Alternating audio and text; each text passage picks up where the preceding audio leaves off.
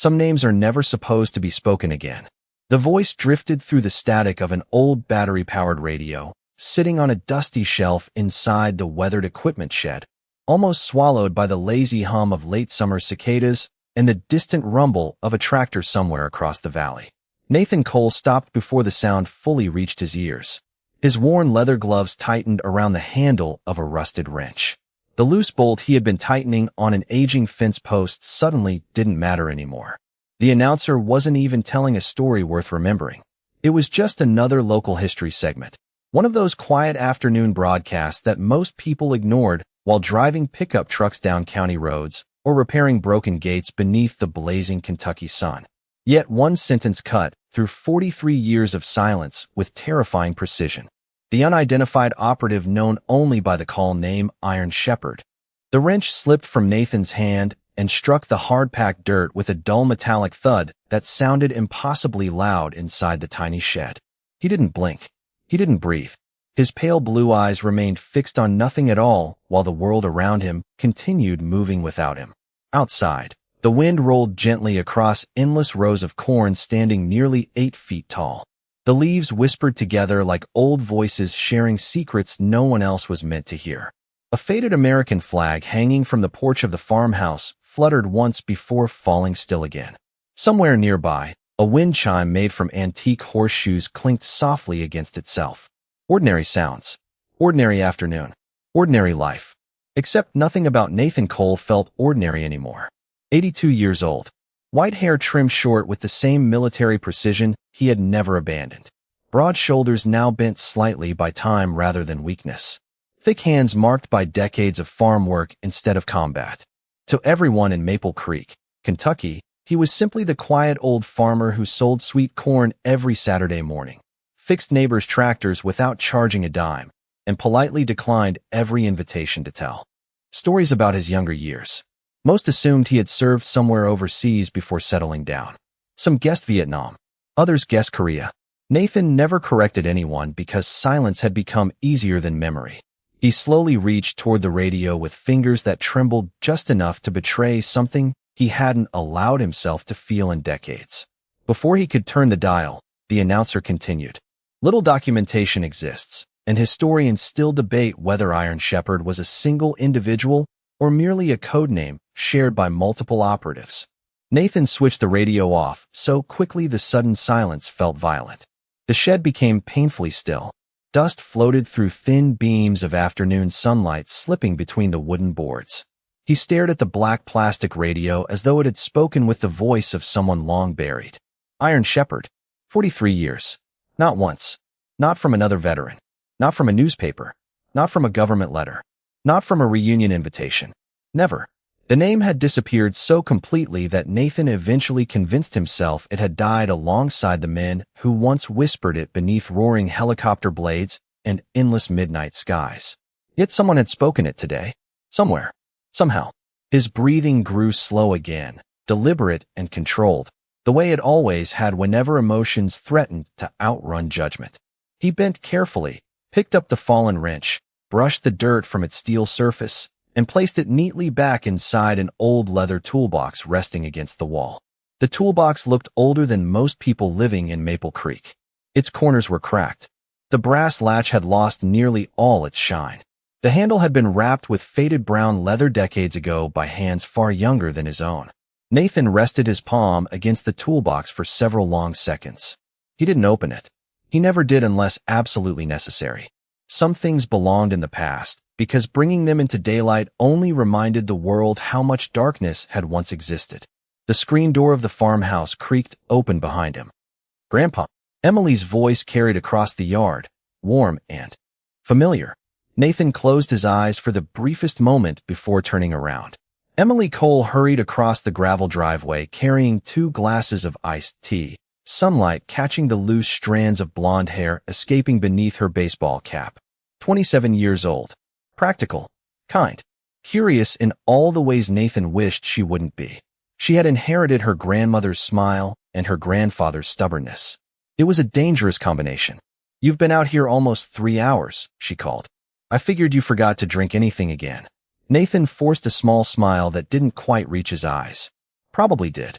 Emily handed him one of the glasses, but paused before letting go. You okay? He nodded automatically. Just thinking. She studied his face longer than usual. That's the look you get when something's bothering you. Nathan looked away toward the cornfields shimmering beneath the afternoon heat. Old men think too much. She laughed softly. You always say that when you don't want to answer a question. He finally accepted the glass, grateful for something to occupy his hands. The ice clinked gently against the sides. Emily glanced toward the silent radio inside the shed. Were you listening to the history program again? Nathan hesitated for barely half a heartbeat. Just background noise. They ever get anything right? She teased. Sometimes. Did they today? He looked at her, really looked at her, noticing how young she still seemed despite believing herself completely grown. She deserved peaceful mornings, ordinary worries, harvest festivals, and county fairs. She didn't deserve questions with answers buried beneath classified files and forgotten promises. No, he said quietly. Not today. Emily accepted the answer, but only on the surface. She had learned years ago that Nathan's silences always carried more truth than his words. As they walked slowly toward the farmhouse, neither noticed the tiny red indicator light hidden inside an aging emergency communications relay tower nearly 100 miles away. For 43 years it had remained dark, collecting dust beneath forgotten maintenance reports and obsolete computer systems. At precisely 2:17 p.m., for the first time since the early 1980s, the dormant monitoring program registered two impossible words transmitted across civilian airwaves. Iron Shepherd. The tiny red light blinked once. Then again, deep inside a secure military archive, an automated system quietly awakened from a sleep that had lasted longer than many of the officers now serving had been alive. Nathan slept lightly that night, although nothing unusual disturbed the quiet valley beyond the ordinary sounds of crickets, rustling leaves, and the occasional bark of a distant farm dog. It was not fear that kept him awake. Fear had abandoned him many decades ago. Memory, however, had never truly left. Long before the first hint of dawn painted the Kentucky hills with pale shades of blue and gold, he was already standing on the front porch with a steaming cup of black coffee warming his weathered hands. The farmhouse overlooked nearly 120 acres of rolling farmland that had belonged to the Cole family for 3 generations. Every fence post, every weathered barn board, every maple tree along the gravel driveway carried a story that Nathan preferred over the stories buried inside his own mind. The earth never asked questions. It only rewarded patience. That was one reason he had chosen farming after disappearing from a life no one in Maple Creek could imagine. The morning air carried the rich scent of damp soil after a light overnight mist. A red barn stood proudly against the horizon, its faded paint softened by decades beneath the sun. Several horses grazed lazily beyond the split-rail fence, while chickens wandered freely across the yard, scratching the ground without urgency. It was the kind of peaceful scene photographers loved and travelers remembered. Nathan appreciated it because it expected nothing from him. He took one slow sip of coffee before setting the mug on the porch railing. His eyes drifted toward the old oak tree standing near the equipment shed. Emily had built a tire swing there when she was 8 years old. She still refused to let him take it down, insisting that one day her own children might use it. Nathan smiled faintly at the thought. Family had become his mission after another mission had quietly ended without medals, ceremonies, or newspaper headlines. The screen door opened behind him once again. Emily stepped outside wearing jeans, work boots, and a faded blue flannel shirt with her blonde hair tied into a loose ponytail. She carried a clipboard filled with notes for the weekend farmers market. You beat the sunrise again, she said with a grin. Nathan shrugged. The corn does not wait for sleepy farmers. She laughed softly. Neither do customers. She joined him at the railing and looked across the fields. Forecast says 84 degrees this afternoon. We should finish picking before lunch. Nathan nodded without speaking. Emily glanced sideways at him. The silence lingered longer than usual. You were still thinking about yesterday. It was not a question. Nathan kept his eyes on the horizon. Old memories wander in sometimes. Emily folded her arms. Was it something you heard on the radio? He hesitated. Just an old name. Someone you knew? His answer came after several seconds. Someone I hoped the world had forgotten. Emily frowned slightly. That sounds important. Nathan looked toward the rows of corn stretching nearly a quarter-mile beyond the barn.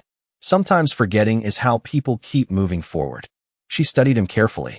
Growing up with Nathan had taught her to recognize the difference between silence born from peace and silence built from protection. This morning belonged to the second kind. She decided not to press further. Instead, she nudged his shoulder gently. Come on. We have customers expecting the sweetest corn in the county. Nathan smiled again, this time with a little more warmth. Then we should not disappoint them. They spent the next several hours working side by side beneath a brightening sky. Nathan moved with the steady rhythm of a man who had repeated the same motions thousands of times. He inspected every ear of corn carefully before placing it into wooden crates stacked neatly inside the old pickup truck. Emily handled inventory, while occasionally teasing him about refusing to replace equipment older than she was. One of these days, she joked while pointing toward the aging tractor parked beside the barn. I am buying you something built after 1980. Nathan ran one hand across the faded green hood of the machine. This tractor still starts every morning. Barely counts. Emily rolled her eyes. You sound exactly like Grandpa. Nathan chuckled quietly before realizing what she had said. He had become the old man whose habits younger generations laughed about with affection instead of frustration. The realization did not bother him. It reminded him that time had finally done what decades of distance could not. It had hidden him in plain sight. Around mid-morning, a neighbor's pickup rolled slowly into the driveway. Harold Benson climbed out carrying a toolbox beneath one arm. Harold had farmed the neighboring property for nearly 30 years and considered Nathan one of his closest friends. Morning, Nate, Harold called. Transmission is acting up again. Think you could take a look? Nathan wiped his hands on an old shop towel. Bring it around back. Harold smiled. Knew you would say that. Emily shook her head with playful disbelief. You really should start charging people. Nathan answered without looking up from the open engine compartment. Neighbors helped me when I first came here. Harold laughed. That was 37 years ago. Nathan tightened one loose connection before closing the hood with a gentle push. Some debts stay open. Harold watched him work with quiet admiration. Like everyone else in Maple Creek, he believed Nathan had simply learned mechanical skills while serving in the military decades earlier. None of them realized how quickly Nathan noticed patterns, tiny imperfections, and quiet details others overlooked. Harold never questioned it because the old farmer never bragged about anything. Emily noticed it differently. She had watched her grandfather repair machines modern technicians declared beyond saving, identify engine problems after listening for only a few seconds, and predict storms hours before weather reports mentioned them. She often wondered how one man had learned so much. Nathan always answered the same way. Experience teaches if you pay attention. Shortly after noon, while they shared sandwiches beneath the shade of the old oak tree, Nathan found himself staring absent-mindedly toward the gravel road leading away from the farm. Emily followed his gaze. Expecting someone? Nathan answered almost automatically. No. Yet something inside him disagreed. It was not intuition exactly.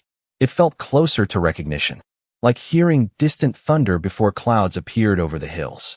The same quiet certainty settled into his chest that had visited him only a handful of times during his life. Nothing visible had changed.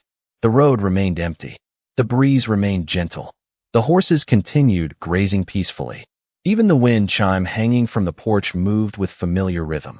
Still, Nathan could not shake the feeling that somewhere beyond the rolling hills, events had already begun moving toward his farm, whether he welcomed them or not. Hundreds of miles away, inside a secure government facility hidden behind ordinary office walls, several computer screens displayed the same classified notification that had appeared less than 18 hours earlier. The automated monitoring program had completed its verification process. Archived records that had remained sealed for over 4 decades quietly unlocked one layer at a time. One senior analyst stared at the screen longer than necessary before reaching for a secure telephone that almost never rang and even more rarely needed to be used. He spoke only one sentence after the call connected. Sir, the identification protocol has confirmed a positive match. A long silence followed before the voice on the other end finally responded with calm authority. Prepare transportation. I will handle this personally. The telephone rested silently on the polished oak desk for nearly 10 seconds after the secure line disconnected. Commander Ethan Caldwell remained motionless, his eyes fixed on the classified notification glowing across the monitor in front of him. The room itself was remarkably ordinary for a place that quietly handled extraordinary matters. White walls, steel filing cabinets, a coffee mug that had gone cold hours earlier. A framed photograph of his first deployment hung beside a bookshelf filled with leadership manuals and naval history. Nothing about the office suggested that a single sentence could redirect an entire chain of command. Yet one sentence had done exactly that. Positive identification confirmed. Ethan slowly stood and walked toward the window overlooking the naval installation.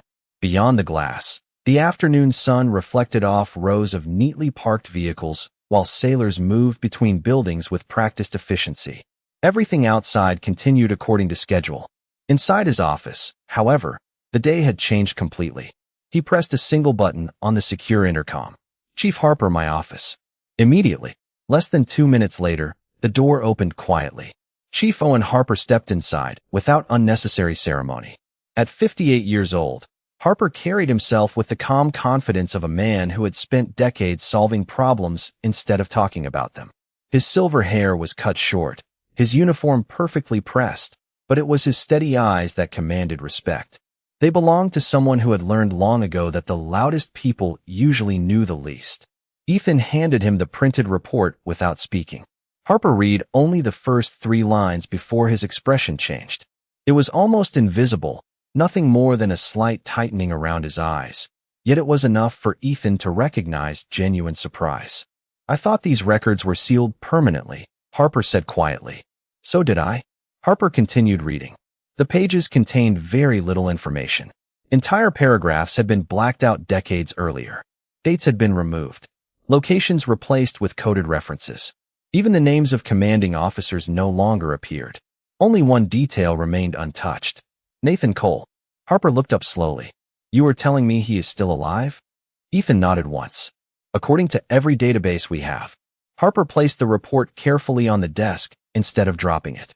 "Then somebody made a decision 43 years ago that the world would never know." Ethan folded his arms. "Apparently somebody underestimated old radio broadcasts."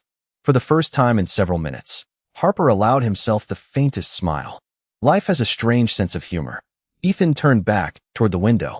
"Do you recognize the operational designation?" Harper did not answer immediately.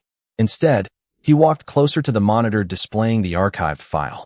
His eyes scanned one particular line before he quietly exhaled. "I was a junior communications specialist when I first heard it." Ethan looked over. Harper continued speaking almost as though he were remembering someone else's life.